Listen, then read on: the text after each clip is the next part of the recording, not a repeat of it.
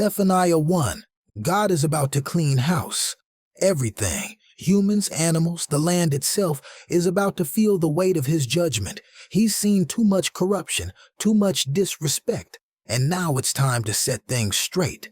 Judah thought they could mix worshiping God with chasing idols, but God's not having it. Folks turned their backs on him, stopped seeking him, and now they're about to find out what happens when you move without him. The day of the Lord is coming fast, and it's not looking good. Leaders who led people astray, done for. The rich who got fat off corruption, losing it all. Those who think they're untouchable, about to be humbled. Ain't no running, ain't no hiding. God is bringing justice, and it won't miss. The economy's crashing, homes getting wiped out, businesses failing. Everything they put their trust in is crumbling. They thought their money and power would save them, but none of that means anything when God steps in. That day is going to be pure chaos, destruction, fear, and no escape. God's wrath is like a fire, burning through everything that's not built on righteousness. Moral of the story: don't play with God. If you move without him, you move unprotected. No amount of wealth, status, or power can save you when judgment comes. The only real security is walking with him. Zephaniah 2. Time is running out. If you got any sense, now's the time to humble yourself. Seek God and turn from your ways before his judgment hits. Those who stay righteous, who move with humility, might just find mercy when everything goes down. The nations that thought they were untouchable, they're about to feel it too. The Philistine cities, Gaza, Ashkelon, Ashdod, and Ekron done for. Their land will be emptied out, and one day, God's people will move in and take what's left. Moab and Ammon been running their mouths, talking down on God's people like they forgot what happened to Sodom and Gomorrah. Now they're about to be left in ruins, turned into wastelands where nothing but weeds and wild animals remain. That's what happens when you disrespect what God has set in place. Even the powerful nations, the Ethiopians, the mighty Assyrians, they're all getting humbled. Nineveh, once a thriving empire, is about to be nothing but a ghost town. Where there were once palaces and wealth, now there'll be silence, with nothing but desert animals roaming through.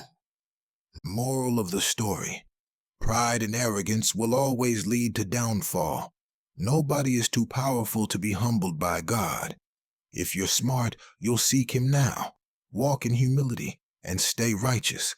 Because when judgment comes, only those aligned with him will be safe.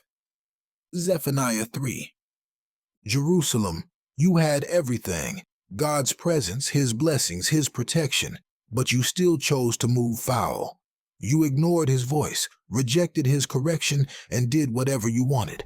Your leaders are corrupt, your judges are ruthless, and your prophets are fake. Even your priests, the ones who were supposed to hold things down, have twisted the truth. But God is still God. Every morning, he brings justice, never failing to do what's right. Meanwhile, the wicked keep moving recklessly, like they think there won't be consequences. God already wiped out nations before you, thinking you'd learn from their mistakes. But nah, you still wildin'. You still refuse to listen. So now, judgment is coming, and when it hits, it's gonna shake the whole earth. But after all that, God will restore.